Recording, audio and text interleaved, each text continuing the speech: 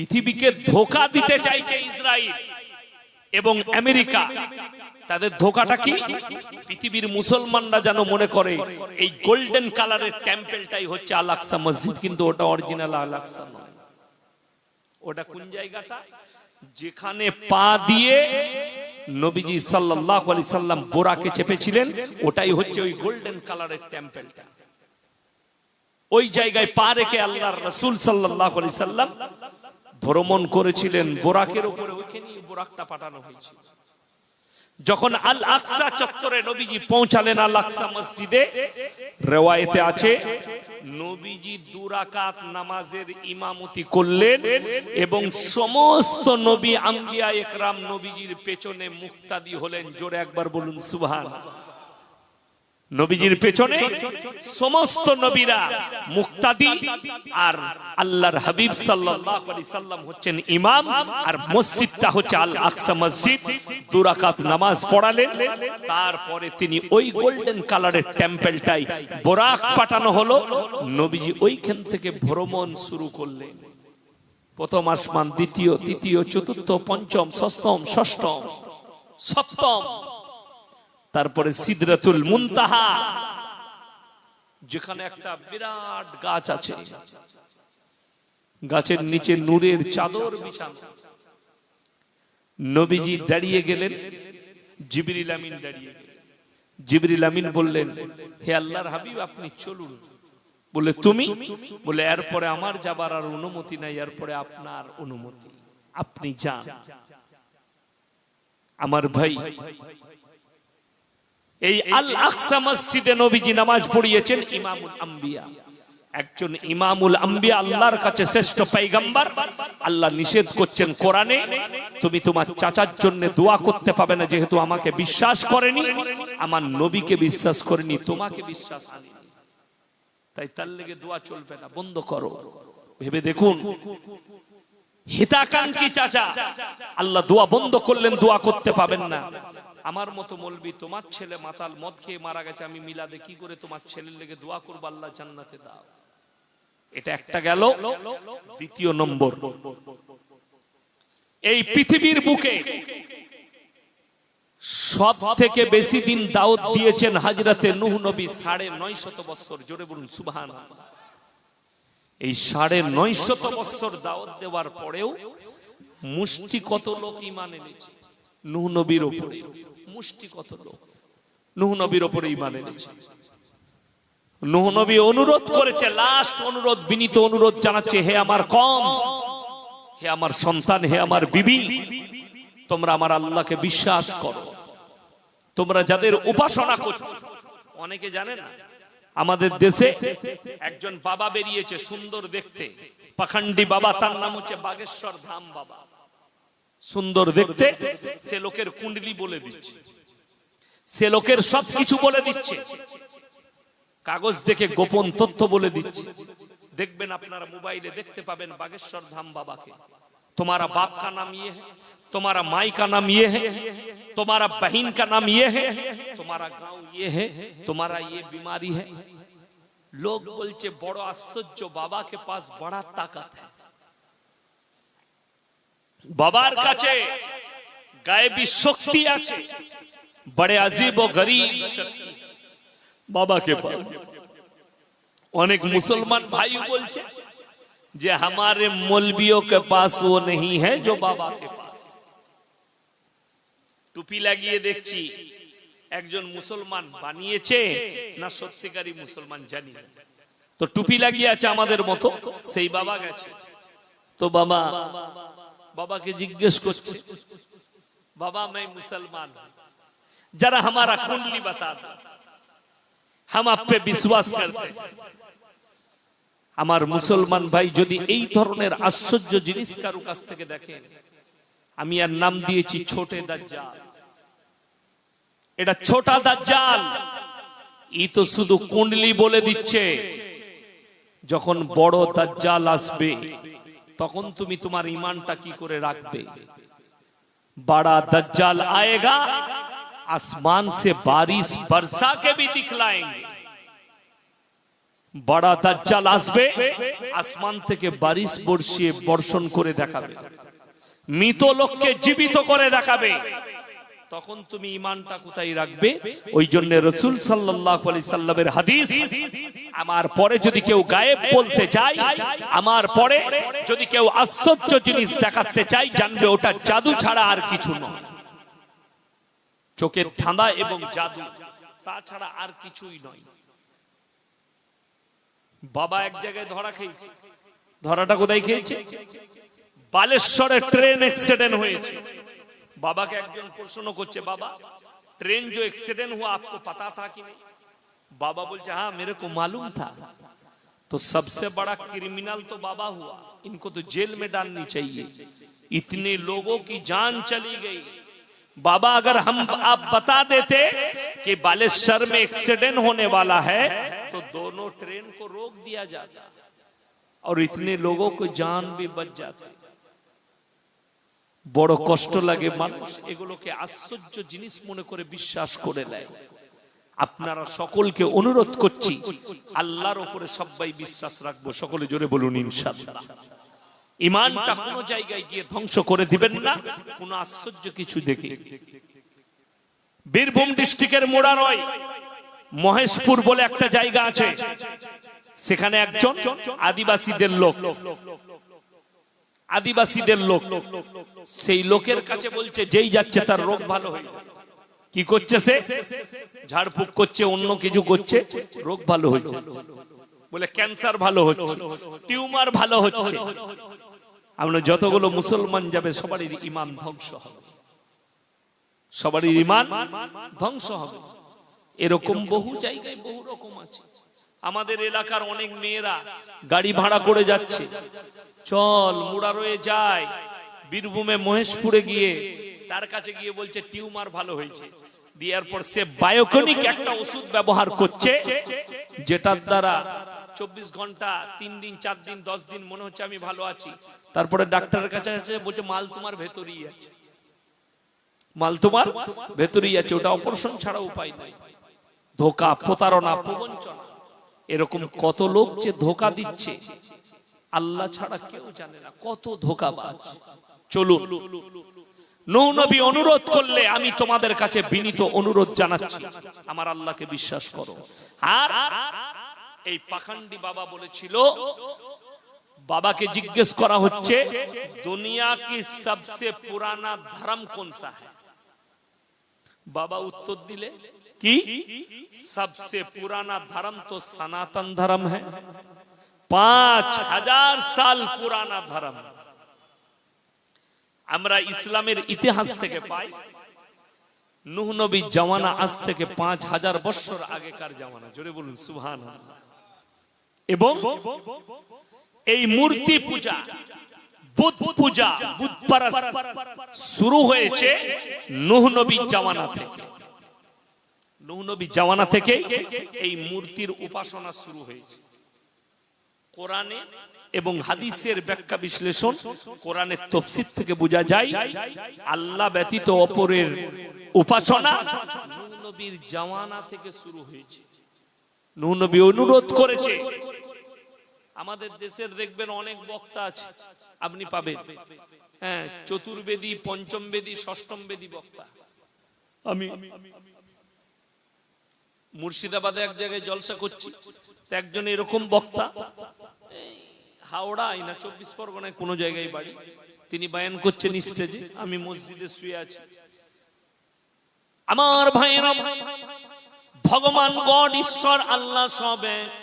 ভারতে আমরা কেউ মুসলমান ছিলাম না, সব হিন্দু থেকে আমরা কলমা পড়ে মুসলমান হয়েছি। যা সালা, কোথায় পেলি? বলে ও জানি না, কোথায় শুনেছে বয়ান করে দিলে। আমি তাকে স্টেজে ধরেছি, বসুন এখানে। বললে কেন? আপনি চলে যাবেন না। আমি বললাম আল্লাহ শব্দের স্ত্রীলিঙ্গ কি আছে বলুন। বললে হুজুর জানি না। এখন না জেনে কথা বলো না, ইলম হাসিল করবে, দিয়ে কথা বলবে, জ্ঞান অর্জন করবে, কোরআন হাদিসের জ্ঞান অর্জন করবে, তারপরে বক্তব্য দিবে। তা না হলে নামাজ রোজার কথা বলে তোমরা ছেড়ে দাও। যদি তোমার জ্ঞান না থাকে। যেমন আপনাকে বলে দিই, যারা মনে করছে ভগবান গড ঈশ্বর আল্লাহ এক, এটা ভুল কথা, রং। আল্লাহর কসম করে বলছি, কিয়ামতের সকাল পর্যন্ত সময় রইল, যে মৌলবীরা এই বক্তব্য দিচ্ছে তাদেরকে বলছি কিয়ামতের সকাল পর্যন্ত হাদিস কোরআন ঘেটে একটা জায়গায় বার করে দাও ভগবান শব্দ, ঈশ্বর শব্দ, গড শব্দ, আল্লাহ আল্লাহ ছাড়া অন্য কোন শব্দ। আল্লাহ শব্দের স্ত্রীলিঙ্গ আছে? আল্লাহ শব্দের স্ত্রীলিঙ্গ নেই। ভগবানের স্ত্রীলিঙ্গ আছে ভগবতী, ঈশ্বরের ঈশ্বরী, গডের গডই, কিন্তু আল্লাহ শব্দের স্ত্রীলিঙ্গ নেই। আল্লাহর গুণবাচক যত নাম আছে তারও কোনো স্ত্রীলিঙ্গ নেই। জোরে একবার বলুন না সুবহানাল্লাহ। আল্লাহ এক এবং অদ্বিতীয়, এক এবং অদ্বিতীয়। বিশ্বাস করুন, কোরআনকে জিজ্ঞেস করুন, বুঝতে পারবেন। এই ভারতে যারা বলছে যে আমরা জন্ম থেকে কেউ মুসলমান ছিলাম না, এই ভারতটা সনাতনী দেশ, তাদের কাছে অনুরোধ, আপনারা জানেন আল্লাহ দুনিয়া সব থেকে প্রথম মানব জিনাকে আল্লাহ সৃষ্টি করেছেন নিজের হাতে, তিনি হচ্ছেন হযরত আদম আলাইহিস সালাতু ওয়াস সালাম, ঠিক কি না কথা বলেন? এবং তিনাকে রাখা হয়েছিল জান্নাতে। কোথায় বললাম? জান্নাতে। আল্লাহ বললেন জান্নাতে যত খাবার আছে সব খাও, সব ফল উপভোগ করো, এই একটা গাছের ধারে পাশে তুমি যাবে না। নিসিয়ান থেকে ইনসান শব্দ এসেছে, নিসিয়ান থেকে। নিসিয়ান শব্দের অর্থ হচ্ছে ভুলে যাওয়া। আদম আলাইহিস সালাতু ওয়াস সালাম ভুল করলেন, শয়তানের ধোকায় গাছটার ফল খেয়ে ফেললেন। যেমনি খেলেন আল্লাহকে বললেন আল্লাহ মুঝে পাখানা লাগ গয়া। জান্নাত হচ্ছে পবিত্র জায়গা, জোরে বলুন সুবহানাল্লাহ। এই রাত্রিতে আপনি খানা খাবেন, সকালে 10টাই হোক, 8টাই হোক, 9টাই হোক, ভোর 5টাই হোক, আপনাকে পায়খানা করতে হবে না? হবে পায়খানা আপনাকে করতে হবে। দুনিয়াতে আমরা যারাই বসবাস করছি, খানা খেলে পায়খানা করতে হবে, পানি পান করলে আপনাকে প্রস্রাব করতে হবে। কিডনি দুটো হচ্ছে ফিল্টার মেশিন শরীরে, আপনার পানিটাকে ফিল্টার করে প্রস্রাব করে আপনার প্রস্রাবের দাঁত দিয়ে বার করে দেয়। চলুন, জান্নাতে কি কি থাকবে? আল্লাহর কসম কোরআনে আছে, জান্নাতীরা জান্নাতে খাবার খাবে, ফল খাবে, ফ্রুট খাবে, গলা পর্যন্ত খাবে। আলহামদুলিল্লাহ বলবে, হজম হয়ে যাবে। আবার খাবে, আবার গলা পর্যন্ত খাবে, আবার আলহামদুলিল্লাহ বলবে, আবার হজম হয়ে যাবে। তুমি আবার খাও। যদি বলেন হুজুর পায়খানা, আল্লাহর কসম আল্লাহ ওয়াদা করেছে জান্নাতে পায়খানার প্রয়োজন পড়বে না, আমি অটোমেটিক গায়েব করে দেব। জোরে বলুন সুবহানাল্লাহ। জান্নাতে পানি তো পান করবে, প্রস্রাবের প্রয়োজন পড়বে না। জান্নাতীরা স্ত্রীর সঙ্গে মিলামিশা করবে, হুরদের সঙ্গে, নিজের স্ত্রীর সঙ্গে। বীর্যপাত হবে না। জান্নাতে কেউ অপবিত্র থাকবে না, সবাই পবিত্র থাকবে সর্বক্ষণ সর্বসময়, আবাদান আবাদা। জোরে বলুন সুবহানাল্লাহ। তারা অপবিত্র হবে না জান্নাতে। যখনই ফলটা খেলেন আল্লাহকে বললেন আল্লাহ মুঝে পাখানা লাগ গয়া। আল্লাহ বললেন আমার জান্নাত পবিত্র, বেরিয়ে যাও জান্নাত থেকে। জান্নাত থেকে বার করা হলো। আদম আলাইহিস সালাতু ওয়াস সালামকে পৃথিবীর বুকে প্রথম নামানো হয়েছে হিন্দুস্তানের মাটিতে, এই ভারতবর্ষে। জোরে একবার বলুন সুবহানাল্লাহ। আদম আলাইহিস সালাম নবী ছিলেন না সনাতনী ছিলেন? নবী ছিলেন, পয়গম্বর, প্রথম পয়গম্বর আল্লাহ, প্রথম নবী নামানো হলো হিন্দুস্তানের মাটিতে। সেই জায়গাটার নাম হচ্ছে শ্রীলঙ্কার পাহাড়ে নামানো হয়েছে। শ্রীলঙ্কা, ভারত, বাংলাদেশ, পাকিস্তান, আফগানিস্তান, কাজাকিস্তান সমস্তটাই ভারতবর্ষ ছিল, ভেঙে টুকরো টুকরো হয়েছে। এই শ্রীলঙ্কাও ভারতবর্ষ ছিল, ভেঙে ভাগ হয়ে গেছে। আমার মুসলমান ভাই, ভারতের মাটিতে সব থেকে প্রথমে মুসলমান ছিল। জোরে বলুন সুবহানাল্লাহ। আল্লাহ এই দুনিয়া শুরু করেছেন মুসলমানের দ্বারা, আর দুনিয়ার খতম হবে মুসলমানের দ্বারা। লাস্ট কথা শুনেলেন এই হিস্ট্রিটা। মুসলমানরা 4টা বিয়ে করা জায়েজ আছে। ইমাম আবু হানিফা রাহিমাহুল্লাহর কাছে একদল মহিলা এসে বললে, তারা প্রশ্ন ছুড়লে, একটা মুসলিমদের ছেলে, একটা ইসলামী শরীয়তে একটা বেটা ছেলে 4টা বিয়ে করতে পায়, কিন্তু একটা মেয়ে কেন 4টা স্বামী রাখতে পাবে না? কেন হারাম? কেন হারাম এটা বলুন। সঙ্গে সঙ্গে ইমাম আবু হানিফা রাহিমাহুল্লাহ বললেন, বাবা মায়েরা তোমরা কালকে আসবে, যাও এখন। চলে গেল। ইমাম আবু হানিফা রাহিমাহুল্লাহ তিনি পেরেশান হলেন।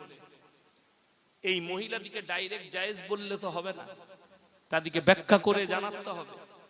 সেই যুগটা কিন্তু টেকনোলজির যুগ ছিল না, সায়েন্সের যুগ ছিল না। বিসমিল্লাহ, আলহামদুলিল্লাহ। সেই যুগটা টেকনোলজির যুগ নয়, সায়েন্সের যুগ নয়। সেই যুগটা ছিল এমন একটা যুগ যেখানে মানুষকে বোঝানো বড় দুর্দায় ছিল।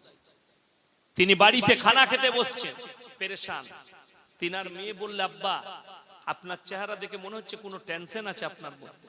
তিনি উত্তর দিলেন, আমাকে মহিলারা এমন একটা প্রশ্ন করেছে মা, আমি উত্তর দিতে পারি না। তিনি বললেন, আব্বা আমার কাছে পাঠাবেন, কালকে আমি উত্তর দিয়ে দেবো। তুমি পারবে? হ্যাঁ, আপনি পাঠান। সেই ভদ্র মহিলারা এসে পর্দায় দাঁড়িয়ে বললে, হে ইমাম, আমাদের কথার উত্তর দেন। তিনি বললেন, তোমাদের উত্তর আমার মেয়ের কাছে রাখা আছে, চলে যাও। যখন তিনার বাড়িতে এসে তিনার মেয়ের কাছে এলো, সেই ভদ্র মহিলা দিকে প্রত্যেকটা মেয়েকে তাদের হাতে একটা করে পাত্র ধরিয়ে দিলেন, ছোট পাত্র। কে? ইমাম আবু হানিফা রাহিমাহুল্লাহর মেয়ে। কি করব? বলে, এটা নাও আর তোমরা পর্দার আড়ালে চলে যাও, সবাই গিয়ে নিজের নিজের স্তন থেকে তোমরা দুধ বের করে নিয়ে এসো। সবাই দুধ বের করে আনলো, একটা পাত্রের মধ্যে ঢেলে দাও। সমস্ত দুধগুলো পাত্রের মধ্যে ঢেলে দিল, দুধগুলো মিশে গেল। এরপরে তিনি বললেন, হে মহিলারা শোনো, তোমরা এই দুধগুলো বের করে নাও। তারা বললে, তুমি মূর্খ মেয়ে, এই দুধগুলো মিশে গেছে, বার করব কি করে? তিনি বললেন, ওরে মূর্খ মেয়েরা, তোমাদেরকে এটাই বুঝাতে চাইছি, যেমন দুধগুলো মিশে গেছে বের করা যাবে না, ওই রকম নারী যদি 4টা বিয়ে করে, বাচ্চাটা কার সংশয় তৈরি হবে, পৃথিবীতে দ্বন্দ্ব তৈরি হবে। তোমাদের আর জানোয়ারের মধ্যে কোনো ফারাক থাকবে না। একটা জানোয়ার মাঠে চড়তে গেলে 5টা পশু তার সঙ্গে ব্যভিচার করে, কার বীর্য থেকে বাচ্চা হয়েছে ওটা আল্লাহ ছাড়া কেউ জানে না। তোমাদের হালটাও এরকম হবে। ইনসান আর জানোয়ারের ফারাক আল্লাহ এটাই দিয়েছে, তাদের পরিচয় হবে মায়ের দ্বারা, আর ইনসানের পরিচয় হবে বাপের দ্বারা। জোরে একবার বলুন সুবহানাল্লাহ। তিনি সেই যুগে বুঝালেন, মেয়েরা বুঝে গেল। আজকের যুগে যদি কোন ভদ্র মহিলা মুসলমানদের শিক্ষিত মেয়ে যদি এই প্রশ্নটা করে, তার জন্য উত্তর রেখে গেলাম, তোমরা কান খুলে শুনে নাও। তোমরা কখনো মেয়েরা প্রশ্ন করে যে হুজুর জান্নাতে পুরুষরা হুর পাবে, আমরা মেয়েরা কি পাবো, আমরা যে নেক কাজ করলাম। প্রশ্ন হতে পারে না? পারে না। এটা হয়েছে অনেক জায়গায়। মালদা ডিস্ট্রিক্টে আমাকে একজন শিক্ষিত মহিলা চাকরি করে, আমাকে প্রশ্ন করেছিল স্টেজে যে মেয়েরা জান্নাতে কি পাবে। মেয়েদের জন্য জান্নাতে একটাই জিনিস থাকবে, দামি জিনিস, সেটা হবে সে তার স্বামীকে পাবে, এবং সে তার স্বামীর সমস্ত বিবিদের মধ্যে সে হবে রানী। জোরে বলুন সুবহানাল্লাহ। দুনিয়ার মতনই হালাত, যেমন একটা নারী 4টা বিয়ে করতে পারে না, জান্নাতেও তুমি 10টা পুরুষ পাবে না। কেন? এটা আল্লাহর কাছে একটা ঘৃণিত কাজ। সমাজের বুকে যেমন ঘৃণিত কাজ, ইসলামী শরীয়তেও ঘৃণিত কাজ। এইভাবে হারাম সন্তানগুলো প্রকাশ পাবে। এখন বর্তমানে মুসলমানদের কাছে যে পাপের প্রবণতা বেড়ে চলেছে, যে পাপটা সবথেকে বেশি বাড়তে চলেছে, সেই পাপটার নাম শুনলে আপনার দিমাগ ফেটে যাবে। সেটার নাম হচ্ছে পরকিয়া। লোকের বউকে নিয়ে পালিয়ে গিয়ে ঘর করা। বড় কষ্ট লাগে। বর্ধমানের লোক লোকের বউকে নিয়ে পালিয়েছে, আপনার এখানে বসবাস করছে ঘর ভাড়া নিয়ে। এখানকার লোক পালিয়ে গিয়ে বর্তমানে ঘর ভাড়া নিয়ে বাস করছে লোকের বউকে নিয়ে পালিয়ে গিয়ে, অথচ তারা মাসলাই জানতে চাই না, শরীয়ত জানতে চাই না। মহিলাদেরও জানা দরকার। শুনে রেখে দেন যে মারা আমার বয়ান শুনছেন, যাদের মনে মনে পাপ ঢুকে আছে, যারা স্বামীকে ধোঁকা দিচ্ছেন, যারা ধোঁকায় ফেলে রেখেছেন স্বামীকে, স্বামীর অবর্তমানে যারা পরকীয়ায় লিপ্ত আছেন, তাদেরকে অনুরোধ করে বলে যাচ্ছি, শোনো, তোমার স্বামীকে যারা যারা স্বামীকে ধোঁকা দিচ্ছ, তোমার স্বামী টের উপায় না তোমাকে মহব্বত করে। যদি তোমার স্বামী তালাক না দেয়, ইদ্যত পালন না হয়, তুমি যদি অন্য পুরুষের সাথে পালিয়ে যাও, গোটা পৃথিবীর মলবি এক কাছে হয়ে নিকাহ পড়ালেও নিকাহ হবে না, হারাম। এবং যতদিন তার সঙ্গে ঘর করবে জিনা করা হবে, যটা বাচ্চা পয়দা হবে হারাম আওলাদ পয়দা।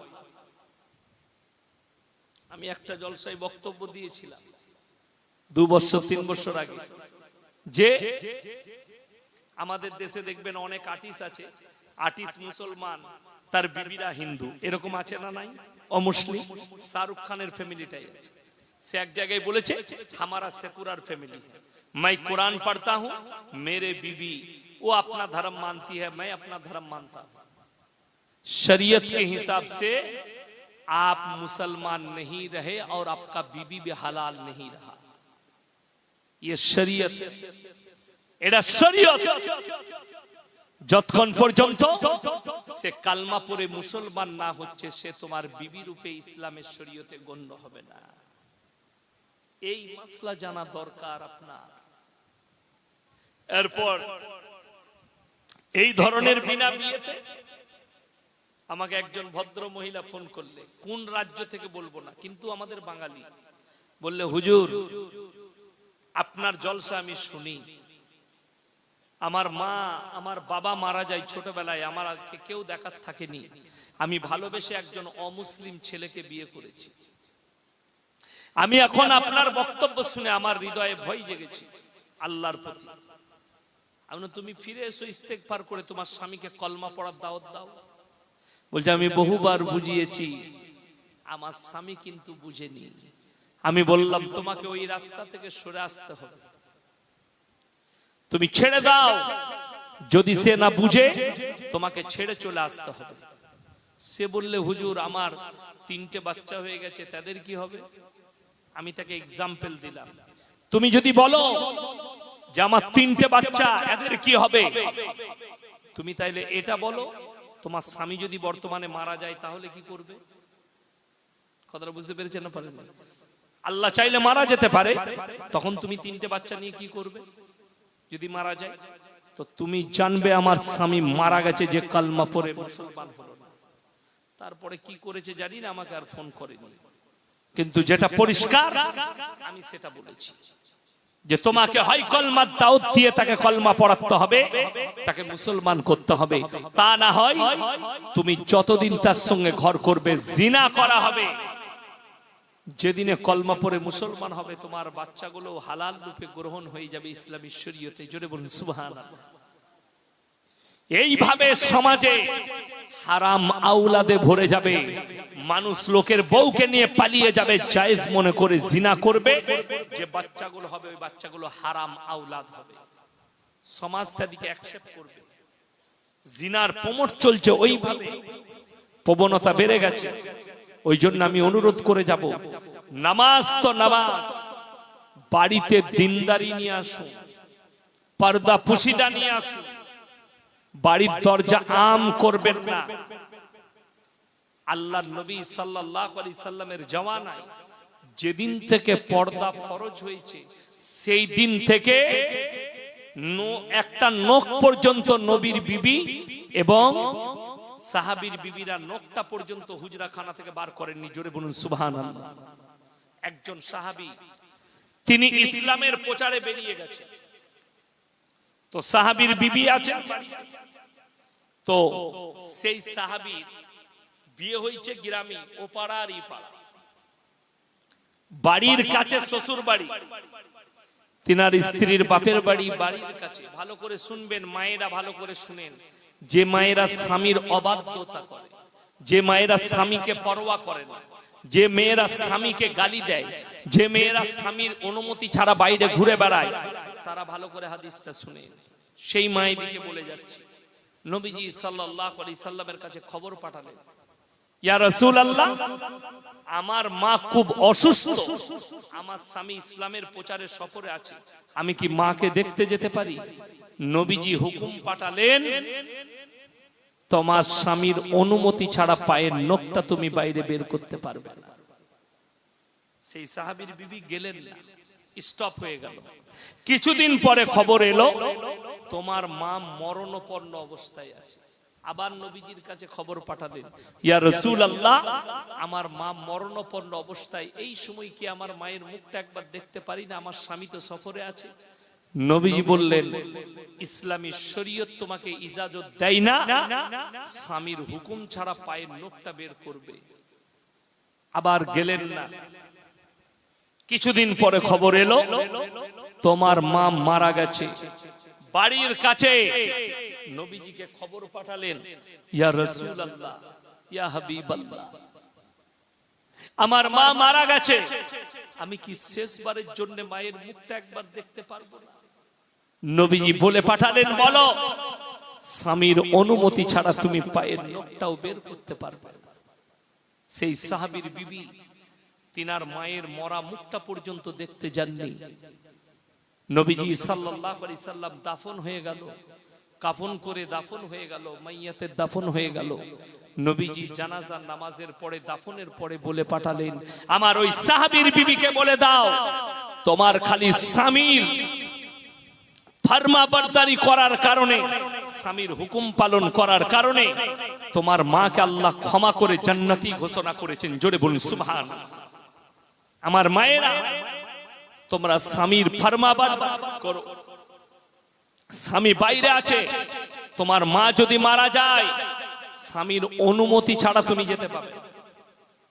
অর্ডার নাই, শরীয়ত। আপনি শরীয়তটাকে নিজের ঘরের জায়গা মনে করেছেন। আপনার ফুফু মারা গেছে, অনুমতি ছাড়া যেতে পাবেন না। আমাদের মায়েদের একটা রোগ খারাপ, যেই মরুক বাপের গ্রামে উঠিক যাবি, ঠিক বললাম না? ও স্বামীর হুকুম মানবে না, তোর কথা কে মানে? তোকে মানবো না। ও চলে গেল গাড়িতে চেপে। তুমি কি করে জান্নাত যাবে? তুমি কি করে জান্নাতের আশা করো? হাদিস শুনালাম, দূর সম্পর্কে আত্মীয় মারা গেলে যাওয়া যাবে না। আচ্ছা বলুন, আমরা বেটা ছেলেরা গিয়ে জানাজার নামাজ পড়ে মাটি দিলে বেশি নেকি, না মেয়েরা গিয়ে কেঁদে ঘুরে এলে বেশি নেকি? কথা বলে না? পুরুষরা গিয়ে, আমরা গিয়ে জানাজার নামাজ পড়বো, আমরা গিয়ে দোয়া দেবো, আমরা গিয়ে মাটি দেবো, ঠিক কি না?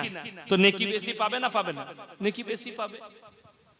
তুমি বলে দাও তোমার বেটাকে, সম্পর্কে তোর মামি হয়, জানাজার নামাজটা পড়ে আসবি, দোয়া করে আসবি, আর তোর মামার সঙ্গে দেখা করে আসবি যে মামা পর্দার খিলাফি হবে বলে মা আসেনি, আমাকে পাঠিয়েছে। পর্দার খিলাফি হবে বলে। আমাদের খুব নিকটতম আত্মীয় মারা গেলে, আমি আমার ফ্যামিলির কথা বলছি, খুব নিকটতম আত্মীয় মারা গেলে গাড়ি করে রাত্রেতেই আমাদের পরিবারের মেয়েরা যায়, রাত্রি দেখে ফিরে আসে। দিনে যাবার কোনো সুযোগ নাই। আর দিনের বেলায় মরে গেলে যাবার কোনো সুযোগ নাই। দূর সম্পর্কে আত্মীয় হলে আমরা যাই, জানাজা পড়ে আসি। কোনোদিন সুযোগ হলে গাড়ি করে গিয়ে তিনাদের দুঃখে দুঃখ মিলিয়ে আসে। আমার মা যায়, বিবিরা যায়, যে আল্লাহ জান্নাতি করুক, চলে গেছে, আমরা পর্দার খিলাফি হবে বলে, তারাও জানে পর্দার খিলাফি হবে বলে আসে। আপনি আমার বর্তমানে এসে জিজ্ঞেস করুন, আমার গ্রামে, আমার গলসি থানায় জিজ্ঞেস করুন, রাইস মিলের মালিক আছে, কত কোটিপতি আছে, কারুর বাপের হিম্মত নেই, এসে খালি বলে দেয় আমাদিকে বাপ বেটাকে যে হুজুর আপনাদের বৌদিকে নিয়ে যাবেন প্যান্ডেলে খাবে, জুতোর বাড়ি খাবে আমার বাবার কাছে আর আমার কাছে।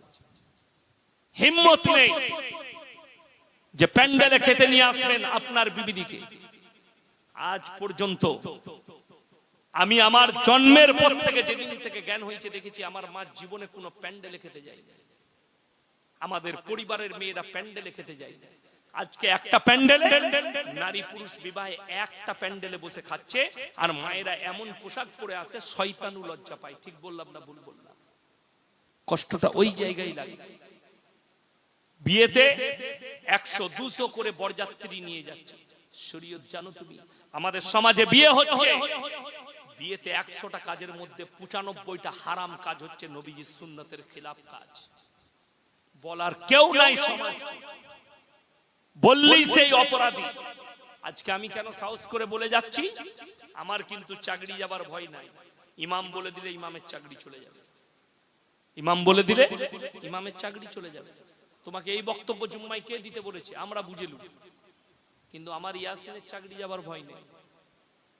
আমাকে যদি বলেন হুজুর এই বায়ান চলবে না, গাড়ি রেডি আছে, নামবো, ঘর পালিয়ে যাবো, তুই বুঝে নিলে। আমাকে দাওয়াত দিলে এইগুলোই শুনতে হবে, আমি যেগুলো বলবো। কেন? এটা শরীয়তের বাইরে নয়। আপনার এলাকার ভালো মৌলবীকে জিজ্ঞেস করবেন, ইয়াসিন ভাই বলে গেছে রাতের বেলায় আল্লাহর রাসূল সাল্লাল্লাহু আলাইহি সাল্লামের জামানায় মসজিদের ভেতরে নিকাহ হয়েছে। কোথায় বললাম? মসজিদের ভেতরে নিকাহ, মসজিদের ভেতরে বিচার হয়েছে। আজকে যখন এই নিকাহটা প্যান্ডেলে চলে গেল, যত রকমের হারাম কাজ আমাদেরকে অ্যাটাক করে ফেলবে। ও ইসলামিক কালচার রং মুসলমান খেলছে কিসে? বিয়েতে। লগ্ন মুসলমান ধরছে বিয়েতে। বরযাত্রী মুসলমানের আছে। কোথা থেকে পেলে? যদি বলেন হুজুর সুন্নত তরিকা কি, 7 থেকে 10 জন নিয়ে যাবে তুমি বিয়ে করতে। কজন বললাম? 7 থেকে 10 জন। তোমার ওয়াকাত আল্লাহ যেটা দিয়েছে, তুমি অলিমাতে খানা করো, তোমার বিবির ঘরের লোক, তোমার পরিবারের লোক সব এক জায়গায়। অলিমা করা সুন্নত, জোরে বলুন সুবহানাল্লাহ। ছেলের ঘরে অলিমা হবে, যেটাকে আমরা বউ ভাত বলি।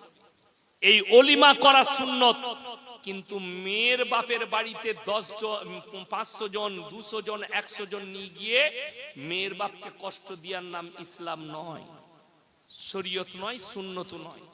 সুন্নত তরিকা 7 জনের বেশি নিয়ে যেও না। সবাই নিয়ত করুন, আমরা সবাই দ্বীনের উপরে প্রতিষ্ঠিত হব, জোরে বলুন ইনশাআল্লাহ।